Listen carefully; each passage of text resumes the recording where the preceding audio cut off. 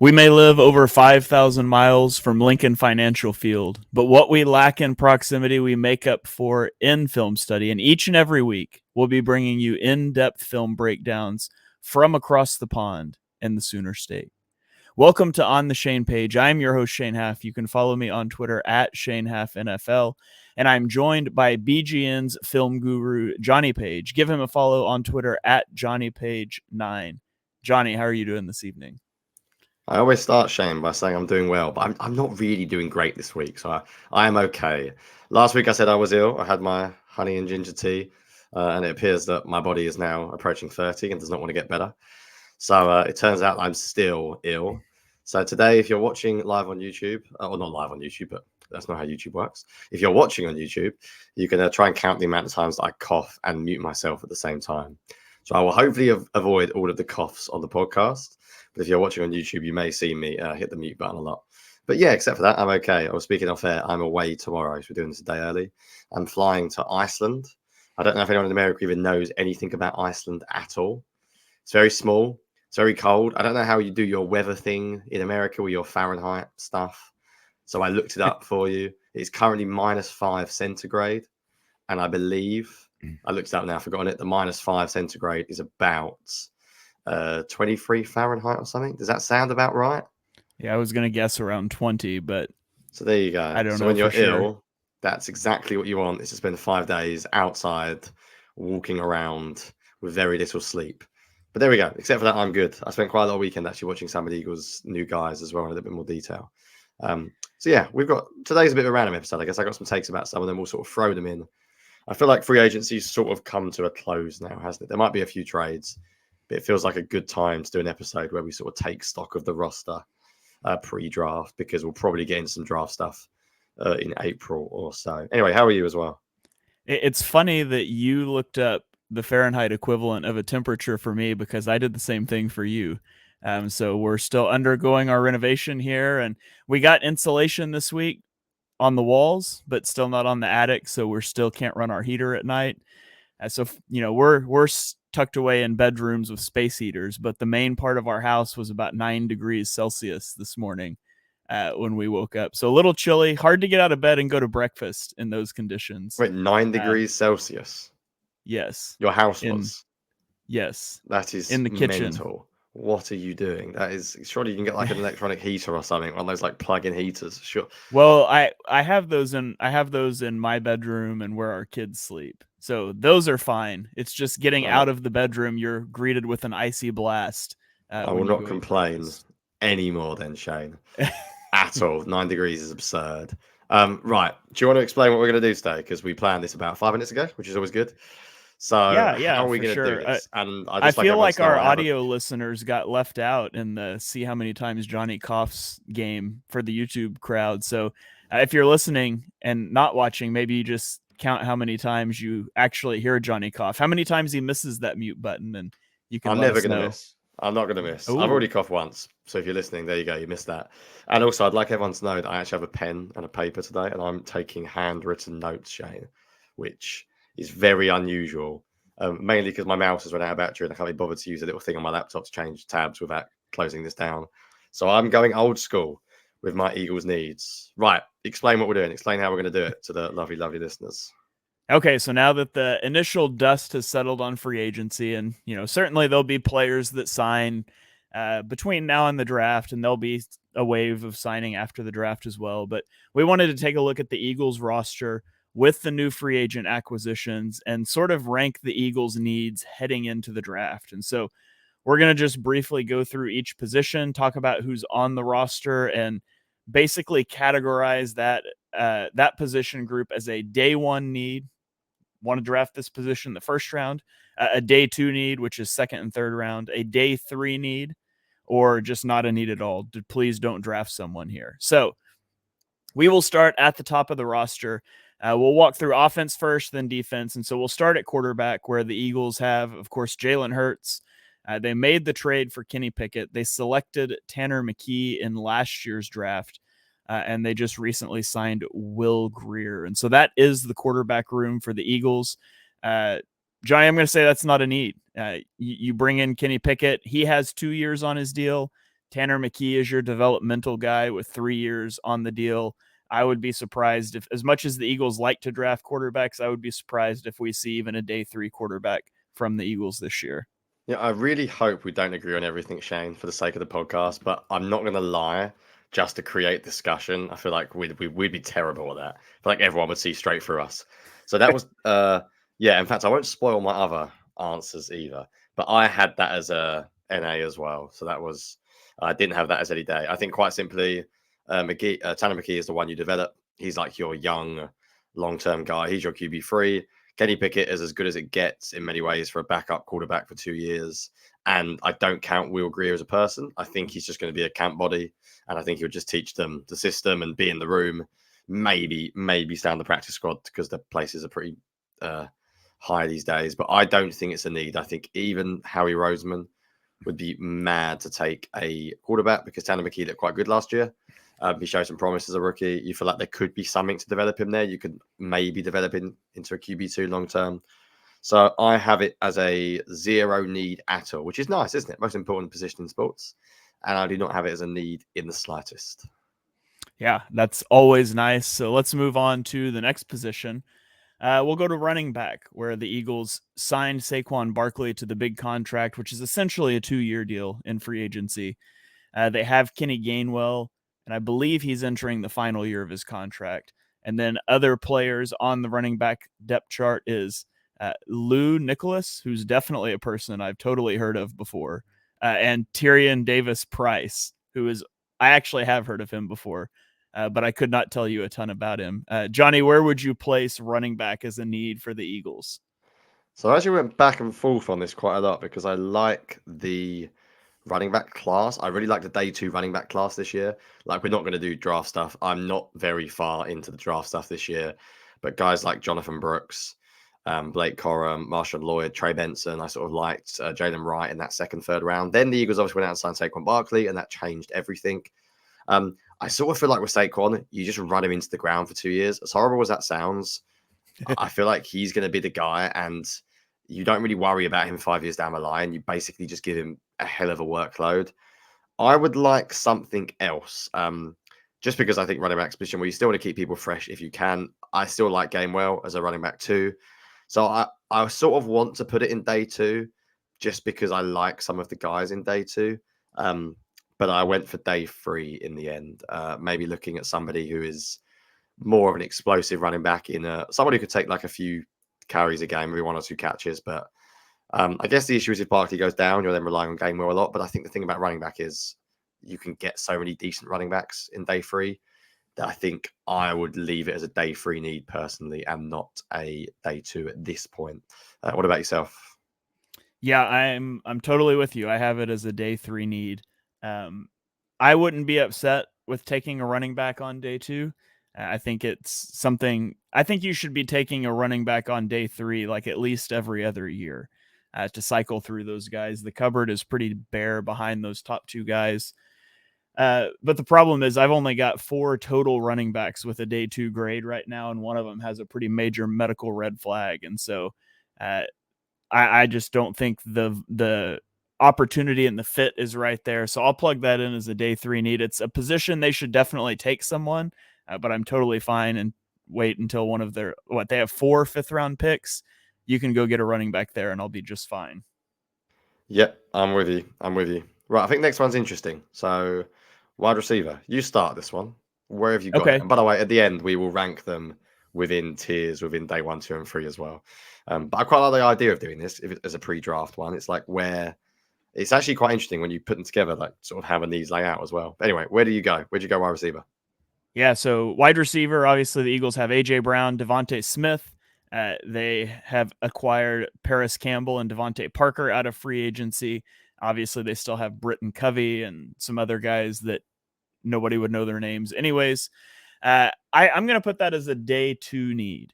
I would not be upset if the Eagles took a wide receiver at the first round. It is a tremendously deep wide receiver class, in my opinion, but there's 3 guys that are really close. And then pretty much from like receiver number 4 to receiver number 15, they're virtually indistinguishable. I mean, there's differences, but placing those guys is really hard. It's a great year to take a receiver in the second round. And, as the news broke last week while we were on the podcast about Jerry Jeudy's contract, and I said, you should be taking a day 2 wide receiver every single draft, and the Eagles are no exception this year. So I'll put that as a day 2 need. We're totally going to agree on like everything, can't we? You can just see it, the people moaning. As I say, I'm not changing for the sake of it. I would really like, if the Eagles don't come out of a wide receiver in the top 50 or 60 picks this year, then they're morons, because the class is ridiculously good. Despite that, I went day 2 as well. I would not be annoyed at all if they went day 1. Like, obviously, they're not going to get any of the top 3. But if someone like a Brian Thomas is there, then I would all be for that in the first. I know there were some rumors about, not rumors, whether there were mock drafts that had them taking like Xavier Worthy in the first round, which I just think would be a complete and utter bizarre choice considering the roster they've got right now. They have to take someone in the second or third round just because the class is too good. But it's not a first round need. It may be a luxury, but when you've got Saquon Barkley, Dallas Goedert, Devontae Smith, and AJ Brown, it's not a need. What I would say is I am a sucker, Shane, for people that I liked in the draft. And I went back and looked at Paris Campbell. So this has not been released yet because it's in part 2 of my sort of free agency breakdowns. And I went back and read my scouting report of Paris Campbell. And I obviously got him wrong, if you want to say inverted commas, because he's not very good. And I liked him. But it's funny sometimes when you rank players. Like, I can have someone as a second round pick and people say, oh, you got it wrong. I mean, you actually read what you say about him. And actually, I feel like I got it relatively okay. So this was my scouting report of him back in 2019. I said, everything he does is fast. Literally everything. And I think that can be to a detriment as well. He can't get off press. So he will be as a Z or a slot receiver at the next level. His roots need a lot of refinement and he's extremely raw. However, he simply has electric speed and can run past off coverage. He has great speed to get yards after the catch on drag, curls, etc. He will be an explosive player no matter where he lands. But the question is he a legitimate weapon or just an explosive package player? So even though I gave him a second round pick, within my summary, I'm essentially saying I don't know if he's actually going to be a starter. And basically, he's not. So he's not turned out to be a legitimate receiver. He has turned out to be a package player. But we spoke when we spoke about Kellen Moore about the need to get somebody to run wide receiver jet sweeps, reverses, etc. And that is the guy. Like, that is literally the guy. I've got in the article some clips from Paris Campbell running a lot of jet sweeps, which is just awesome. I think he played for Ohio State. I'm rubbish with uniforms. But it's just really cool. Like, really, really cool.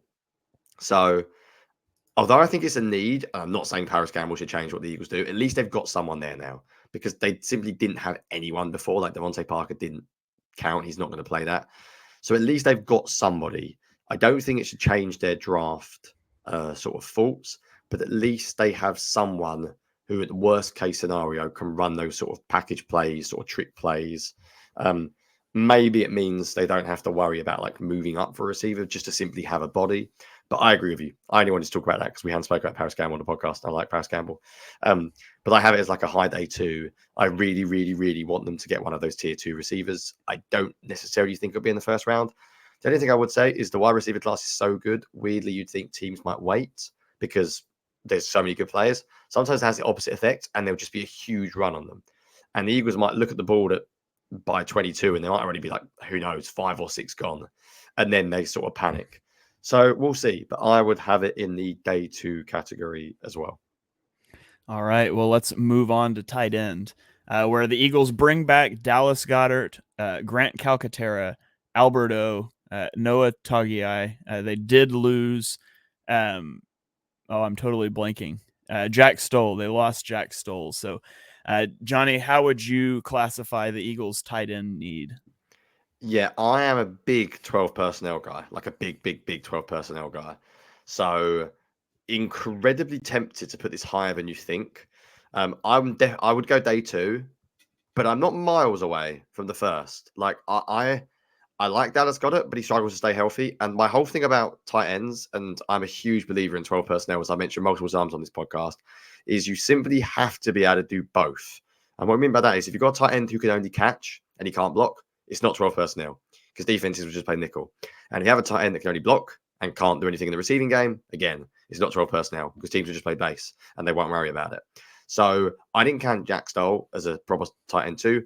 I like Albert O as an athlete, but I don't count him as a tight end 2. So maybe there could be a sneaky tight end pick. But again, in this, I'm trying to ignore this class when I pick my needs. There's no one worth taking at 22 because Bowers will be gone. But as an actual need itself, I think it's high.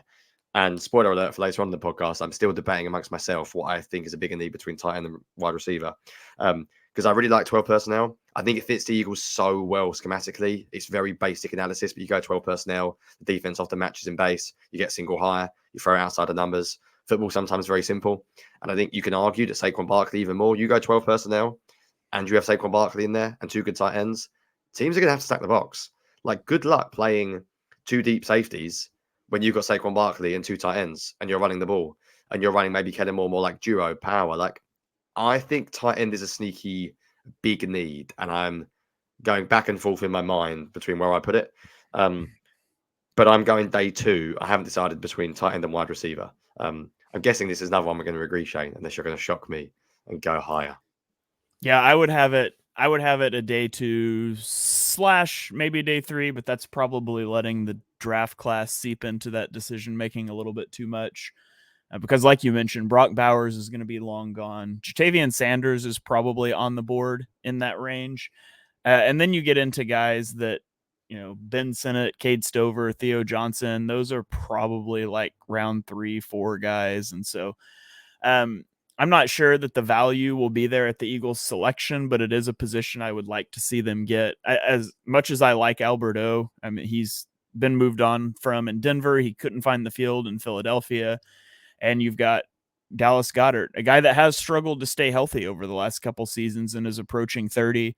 I know this gets trotted out a lot, but he's the same age now that Zach Ertz was when the Eagles drafted Dallas Goedert in the 2nd round. And so it's a distinct possibility. I would not be mad at all if they took Jatavian Sanders with one of those 2nd round picks, but I'll put it as a day 2 need. Right, we agree. Because we're lazy, we're not going to break down offensive line into separate positions. Let's just do it as a whole. Because I think these days you get so many players anyway, like the Tyler Steens, who, where do you even classify him as anyway? You get players that can play both very commonly in the league nowadays. So this maybe will be an interesting one because I'm really surprised they let Driscoll go. Really surprised. I don't know how much money he got. But I thought that was like one of him or a Peta would be like a guaranteed return. So do you want to quickly run through who they've actually got currently and where you would put it as a need then? Yes, it is. I'm on the wrong tab. So they return 4 of the 5 starters from last year. Jason Kelsey obviously left, which shifts Cam Jurgens to center. Right now, our lads has Tyler Steen as the starting right guard. They obviously signed Matt Hennessy, who we talked about last week, that has center experience. He's also got left guard experience, although he hasn't played right guard. So, if Jurgens really struggles snapping, he could be the center. Jurgens could go to right guard. If Tyler Steen's not the guy, maybe you flip Matt Hennessy to right guard. Those are certainly options that are around. And then it's names that have been around for a while: Raven Clark, Brett Toth, Fred Johnson, guys like that. So I'm going to say offensive line is a day 1 need. I would not be happy if the Eagles drafted an offensive tackle that's only an offensive tackle to sit behind Lane Johnson for 2 years. But now that Jason Kelsey's gone and it opens up a spot in that offensive line, I would be perfectly fine with taking a right tackle that can play right guard right now, or taking a Jackson Powers Johnson or a Graham Barton to just play guard for, their career. Those are some options that I think are available. We know the Eagles like to invest into the offensive line, and I don't see any reason that changes here, especially now that there is an opening. We need like the explosive sound of that. We disagree. I would not go day 1. I have a few reasons why, basically, and they could be absolute nonsense. I think the 5 starters are good. I feel like Tyler Steen's a 3rd round pick. You spoke a lot last year about how the Eagles are not very good at playing offensive linemen that they draft, basically. And Tyler Steen now needs snaps. And I think a lot of teams can carry 1 weak offensive lineman. Then we still get used to the Eagles having like 5 stars of late. And it's unusual. you should be able to scheme around a decent guard if you've got an elite tackle, 2 elite tackles, a really, really good. I mean, the left guard is the highest paid left guard essentially there is. I have a stupid amount of confidence in Cam Jurgens, Shane, and I put way too much confidence in preseason watching him play centre. But I really think he's going to excel at centre. I like Matt Hennessy as a backup. I still think there's something with Fred Johnson there. I think they need something. But my theory with this Eagles team at the moment, especially with Barkley on a 2-year deal and AJ Brown being his age, is I feel like the Eagles are on a little bit of a 2-year window. I feel like the Eagles had like almost like a mini rebuild, but they're not rebuilding this year. You don't sign Saquon Barkley if you're not playing. Like they are full on competing. So I have them as like a 2-year window. And I think that maybe they reset in 2 years when Barkley's deal runs out. AJ Brown's possibly at that point a few years older. Maybe Lane Johnson's gone by that point as well or retiring. I think that might be the stage to then start again. I wouldn't draft an offensive lineman high. Not in the first, and I think the Eagles probably will, by the way. I personally would be happy to roll with Tyler Steen and Hennessy as a backup and then get a day 2 offensive lineman, plus maybe a camp body or a free agent, which is why I'm annoyed they didn't bring back Jack Driscoll, because I thought Driscoll was perfect. I'm going to also give you a really revolutionary take, Shane, which I don't do many hot takes. I just don't believe that Jason Kelsey's not going to come out of retirement if this team's really good and they need an offensive lineman. So I'm going to be really stupid and count him as an option. Like, I think if disaster strikes, this team are 10-2 and Cam Jurgens goes down, or Tyler Steen is awful and Matt Hennessy is awful, I just think he could come back. Like, maybe I'm completely head in the sand here. I'm living a dream, but I'm almost willing to slightly count that when I'm looking at the Eagles' offensive line depth. And that may sound mental, but I genuinely am like willing to take a chance on that. I also think there's an argument that people have said we haven't got a backup tackle, but I think Tyler Steen could just be your backup tackle. You could go and draft a guard. I mean, you can get starting guards in day 2 easily. They could go and draft a starting guard, and then you've got Tyler Steen as your backup swing tackle at both positions. So I'm going day 2, partly because I still believe in Jason Kelsey and I'm not willing to accept he's retired emotionally. So I've gone with day 2, and some people in the comments might laugh at me when I say that I'm counting Jason Kelsey. I'm counting him as like a 10th offensive lineman. If you had to tell me like whether to put money, I would say I'm like genuinely like 50-50 on whether he plays this year. I just think he's too good not to come back if this team's really good and there's an obvious need for him.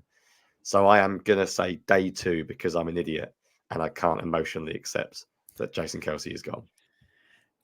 I have a feeling that Kylie Kelsey might want a word. She might not be too keen on your plan. He can do a few weeks. He can do a few weeks. It's the off season that kills these players. It's the off season. It's the months of training. How much does Jason Kelsey need to be a half decent center? I reckon he'd be good to go late November, early December. Eagles 10-3, 10-2. Jason Kelsey's back. Quote me on it if I'm right. If I'm wrong, I didn't say this. You can't prove. Unless you go back on the recording, of course. That's the downside of podcasts rather than writing. No one can be bothered to search for the writing. It's much easier. These are the types of things you say on podcasts, not on Twitter, because it's a lot harder to search a podcast than it is to search your tweet history. Will not tweet that take. But yeah, we have our first disagreement. I'm going day 2, offensive line. And I might be further behind than some people might think when it comes to ranking. Right, I'm going to move on from the offense to the defense. I'm going to pull this clip and I'm going to tweet it and tag you in it with your take, so it's now searchable on Twitter. Brilliant. Thank you. Much appreciated. When Jason Kelsey never plays again. So Johnny's got Jason Kelsey coming back. He's probably got Fletcher Cox coming out of retirement for the NFC title game. Get the band back together. Cox is done. He's not Jason Kelsey. Sorry, Fletch. Okay, let's go to edge rusher, where it's interesting. So the Eagles have Hassan Reddick. They have Brandon Graham. They have, it's really hard to read the depth chart here, but they have Josh Sweat, Bryce Haff. Now, we don't know what's going to happen with Hassan Reddick, obviously. There's been rumors around him getting traded. I'm starting to think that he's just going to be on this team for another year, and that fits with your theory of like a 2-year window, and you're going to go try to win one. But where would you classify edge rusher as a need for this team? Given that you have a first-round pick from a year ago, you got Josh Sweat, you got a priority free agent signing in Bryce Huff. You probably are on Brandon Graham's last year that he plays, and Hassan Reddick is still looming. I have no idea. But basically the Hassan Reddick thing's huge. I'm gonna Let's disagree with you. assume for the purposes of doing this that Reddick's on the team because he's on the team now. So that's all we I can do. I accept your premise and I disagree with it. I'm going to ignore what you say, Shane. I'm going to assume that he's gone. Um, and I'm doing this based on no reports, no rumors, just gut feeling. They're too light. They're too light. Bryce Huff to me is Reddick's replacement. Like I don't see how your edge defenders are Huff, Nolan Smith, and Hassan Reddick. Um, I might annoy the people, and I'm going to go day one.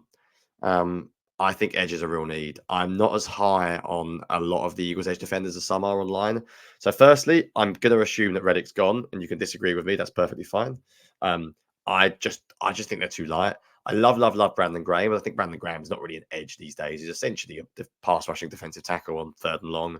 Um, then you look at it, Josh Sweat had a bit of a nightmare the last 5-6 weeks, and there's then trade rumors, and I worry that the team's not fully there with his health. So you've basically got, in my opinion, like Huff, Smith, and Sweat. I'm not sure about Nolan Smith. Sorry, everyone out there who loves him. I wasn't last year. I saw him more of a day two guy, not a first round pick. I think he's more like of a jack of all trades type player, not an edge specialist. And I think he needs a lot of work. Even if Nolan Smith's really good, Bryce Huff's a huge projection, like a huge projection, because he's just simply not been a full time player in this defense. And I just don't think you can have too many pass rushers. Even if, let's say, Nolan Smith's really good, let's say Josh Sweat comes back to form, and let's say Bryce Huff is everything they want, you can still have 4 edge rushers. Like, that's not impossible. I am quite a big believer on this defensive line needs to get better. And I'm also a big believer on they need more young talent on defense, full stop. So I'm going to annoy people and put edge as a first round need. I am assuming Reddick goes. You are correct. If Reddick stays, it's not a first round need.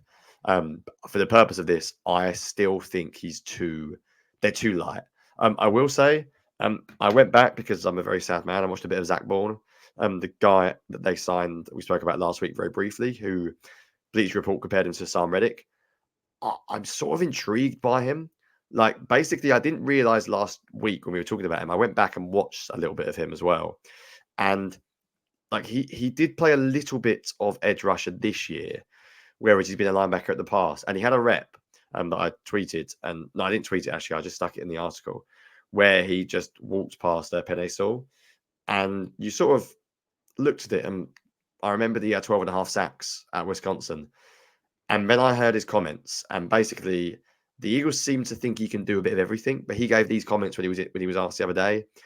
When asked about playing off-ball linebacker, he said, "At times, I think I'd be lying if it wasn't frustrating waiting for my opportunity. But I just put my head down and kept working. And if I didn't get opportunities on the edge, I'd get them elsewhere." And I think it's pretty clear that he wants to rush the quarterback. So who knows? Maybe Zach Bourne is someone I should count, and I probably should add him as well. So I'm sort of talking myself out of putting it as day one. I'm going to put it as day one just because I think it's such a big position in the Fangio defense. I think you need edge rushers that can play edge in a 4-3. You need edge rushers that can play edge in a 5-man front. For example, Bryce Huff and Nolan Smith, you're not playing a 4-2 front on first down, having your 4-3 defensive ends as Nolan Smith and Bryce Huff. If they are, fair play. And when I say 4-3, I should say 4-2, be a 4-2-5.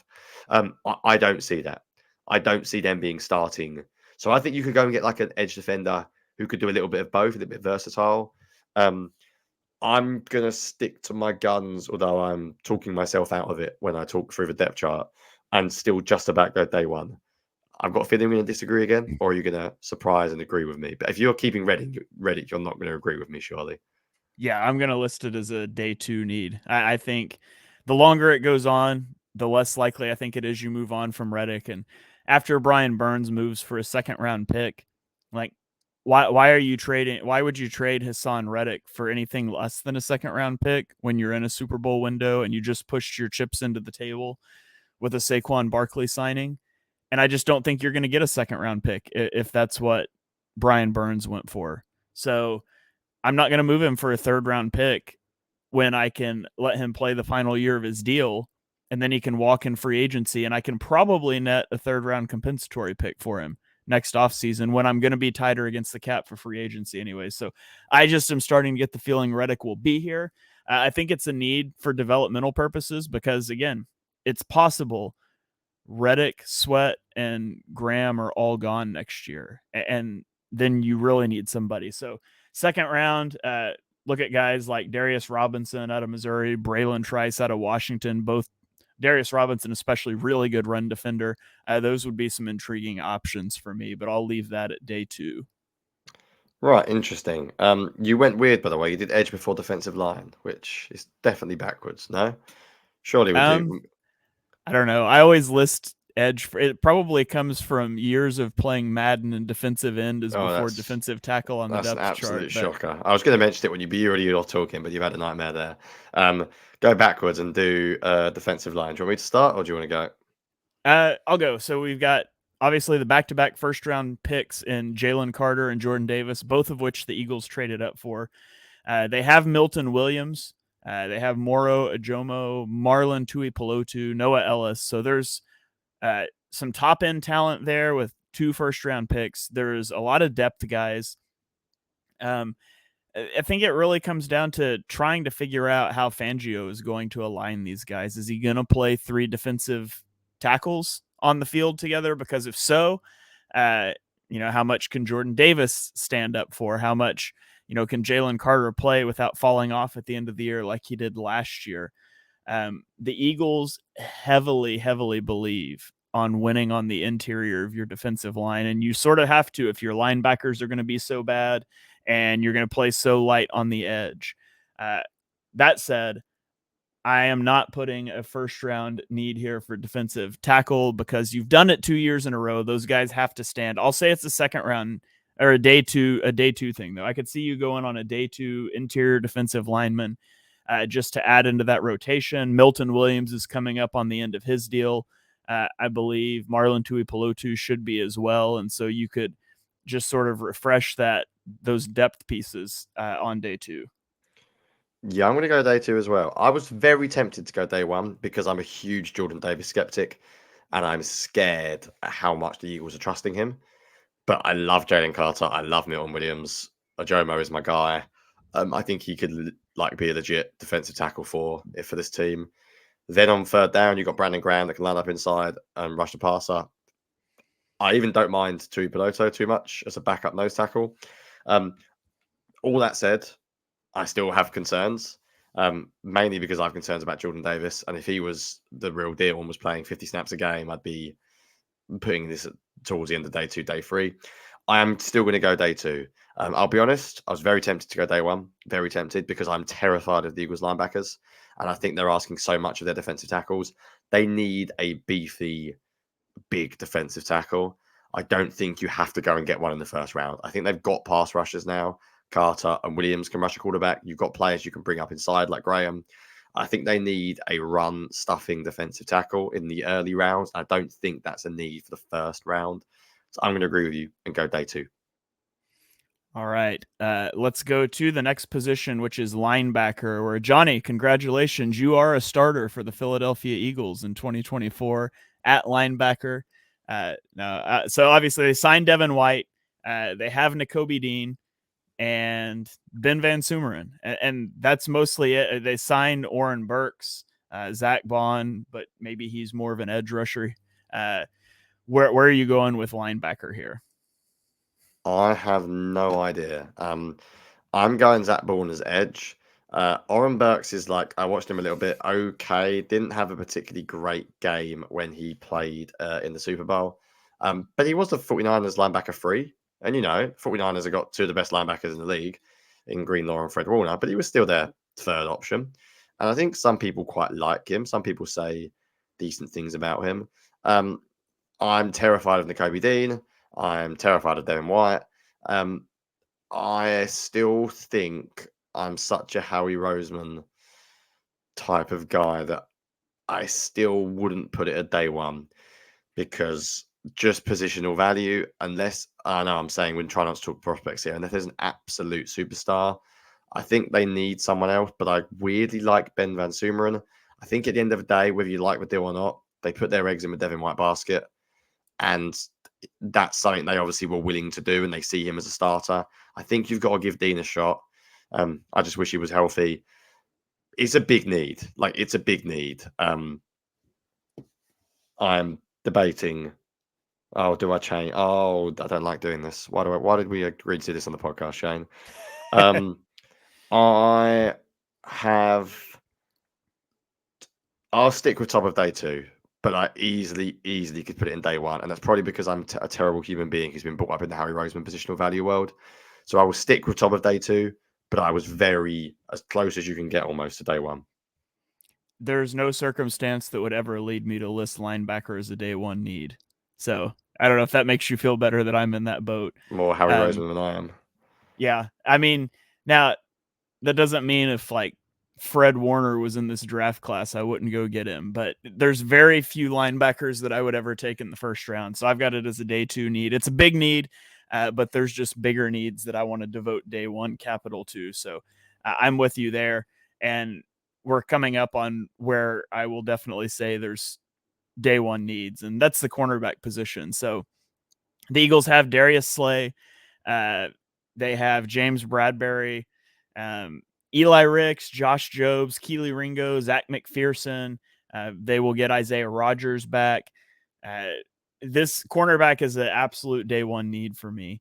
Now, a lot of people have talked about, well, Isaiah Rogers can play the slot, Keely Ringo on the outside, and we're good to go. Isaiah Rogers isn't a slot cornerback. He's played on the outside. So maybe you're kicking him inside, but that's not where he's typically played. Keely Ringo, I loved. I had a first-round grade on Ringo in his draft.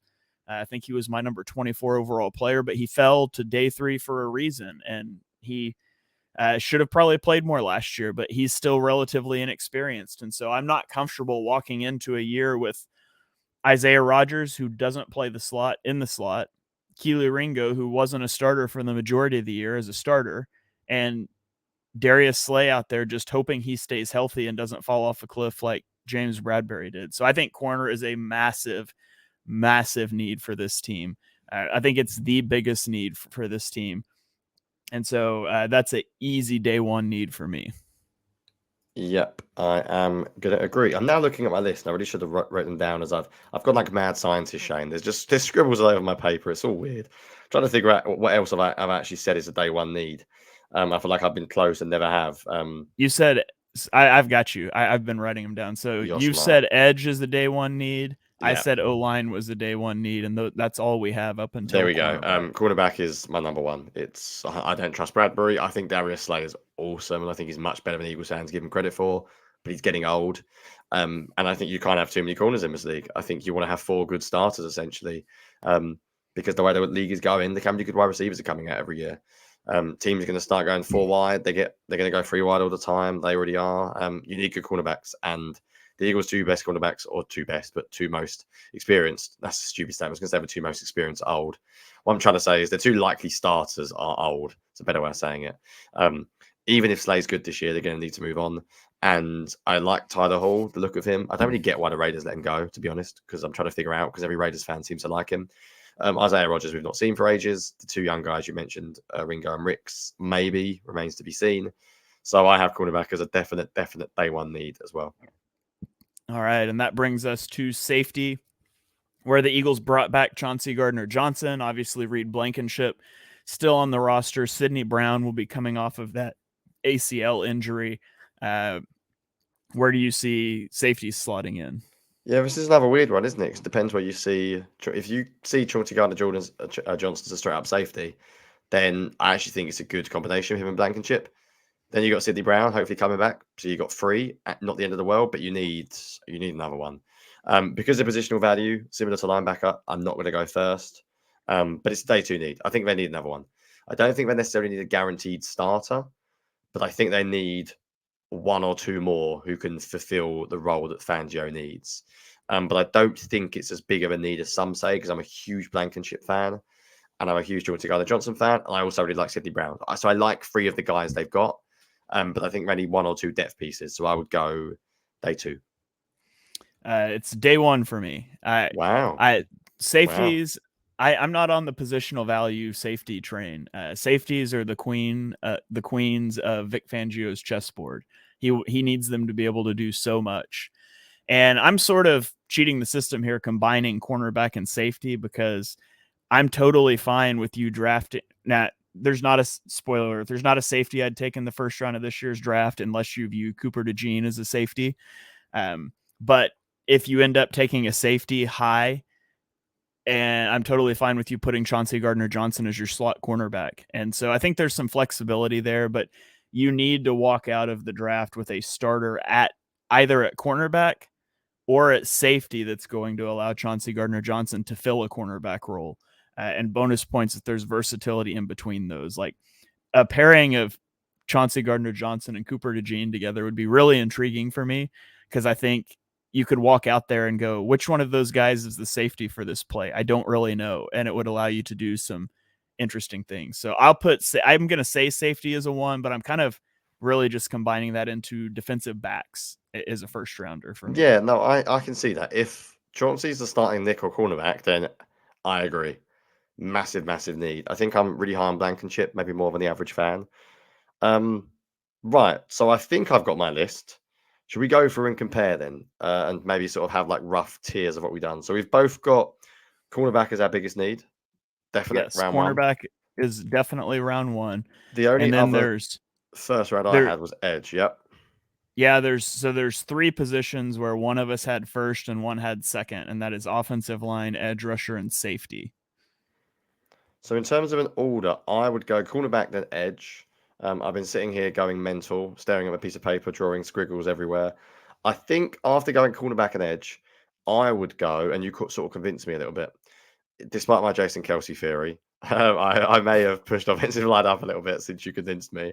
I think I would go offensive line, wide receiver, safety, linebacker, tight ends as my day in that order as day 2. And I'm literally reading scribbles of notes here. So this is why you don't handwrite on podcasts. So to repeat, I'd go offensive line, wide receiver, safety, linebacker, tight end, and then cornerback and edge would be my first.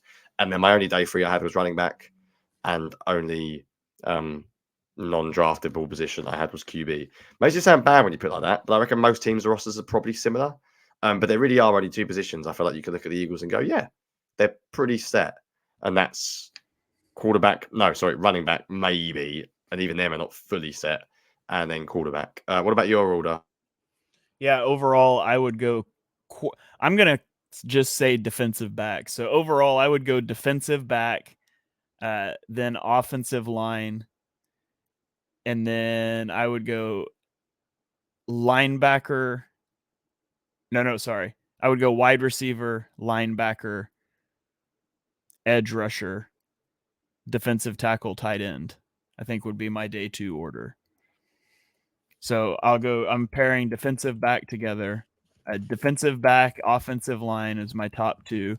And then when I get into day 2, I would go wide receiver, linebacker, edge rusher, tight end.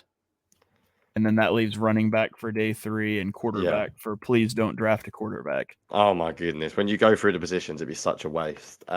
2 things to end with. Bit of a different episode for us today. We went longer than we expected. Of course we do. And I need to go and pack. But if you listen to the whole thing, firstly, well done. Secondly, please tweet us. So tweet us your own lists, because I'm interested to know. I reckon you're going to be more popular. Maybe we should run one of those little like fancy polls, Shane, on Twitter, where you can ask people who they agree with the most, and then you can look better than me, because I think my list has become a bit of a mess. And also, if you're watching on YouTube, comment. For those of you that are watching, this is what I've ended up with of like my crazy notes. It's all going on. Like it's all gone on. There's arrows, there's pointing, I've sort of got a bit mad. I feel like what I might do is actually just like listen back to this episode and then listen to what you've said. And I'll probably change my mind and move things around again. But that's why it's quite good to talk about it. I think what's interesting is you really can argue that, like, I think you can make a case that cornerback, offensive line, wide receiver, safety, edge, linebacker are all like possible day 1 needs. Like they're not far off. It's a really strong roster the Eagles have got, but it's quite top heavy. You look at positions like wide receiver, really top heavy. Tight end, really top heavy. Offensive line, very top heavy. There's quite a few holes actually when you go down to it, and Harry's going to have to make some moves and possibly add some vets in free agency still to plug a few of those gaps.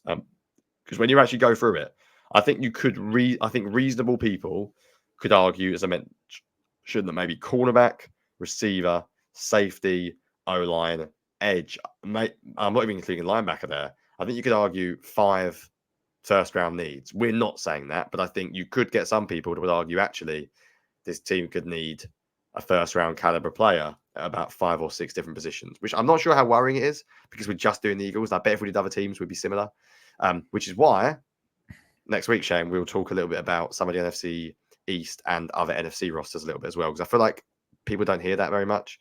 I'm in an Eagles bubble online. Most of my fans are following Eagles, and I almost need to do something like this myself. This is like research for me. I need to actually force myself to go and research what the other NFC teams are doing. And I'd be interested to see if we poke as many holes in their rosters pre-draft. Because when you look at the Eagles, they're really, really good at the top, like really good at the top. But they've got a lot of space to add talent in that second tier player. Yeah, I agree with that. Like, I think every team's going to have a lot of holes like that, especially if you're talking like how many positions could you draft in the first round that would be an immediate starter for your team? That number should be pretty high, which is what makes the Eagles' propensity for drafting a first round pick to sit on the bench for a year really frustrating. So as long as they don't do that again, don't Andre Dillard this, don't Nolan Smith this, go draft someone that's going to play. I'll feel pretty good on draft night. Yeah, fair enough. I think it's a good exercise though. As I said before we finish up, tweet us, let us know what you do, and yeah, maybe we'll do a little fancy poll once we listen back and actually see how many times I can change my mind in one episode about where I want to rank people. I actually came in like I had a rough idea, and then you started convincing me on different things, and then I realised that I was banking on Jason Kelce coming back, and at that point, it all went out the window. And now I'm doubting everything I've said. But there you go. That is don't forget to pull that clip, somebody from Jonny, and tweet that one out there. Tag New Heights. Maybe it'll make their podcast. Well, Saquon Barkley gave me a few retweets last week, Shane. So I've hit my peak Twitter famous moment. So maybe Jason Kelce can throw it out there on the podcast, just saying categorically he's not coming back. If he doesn't, then I'm taking that as proof that he may be as well. There you go. I mean, honestly, the ball's in your court, Jason. We'll see where that goes. So there we go. That's going to do it for this episode of On the Shane Page. Thank you guys for listening. Like Jonny said, tweet us your list, break down your day 1, day 2 needs. Let us know where you come out, who you agree and disagree with. I think it'll make some interesting discussion. We will be back next week. We're going to break down the other teams in the NFC East, some of their key free agent moves, and maybe a couple other like notable teams like the 49ers in the NFC picture. So tune in next week for that. If you enjoyed the show, make sure you hit that subscribe button so you get all the other shows on the BGN feed. Obviously, the BGN Draft Show, we've been breaking down all these prospects, so you can play some catch-up there to get ready for the draft. BGN Radio with Jimmy Kimsky and Brandon Lee Gout and all those shows that are out there. You'll get all of those right here in the same feed. So click subscribe, 5-star rating and review is much appreciated, and we will catch you guys next week for another episode.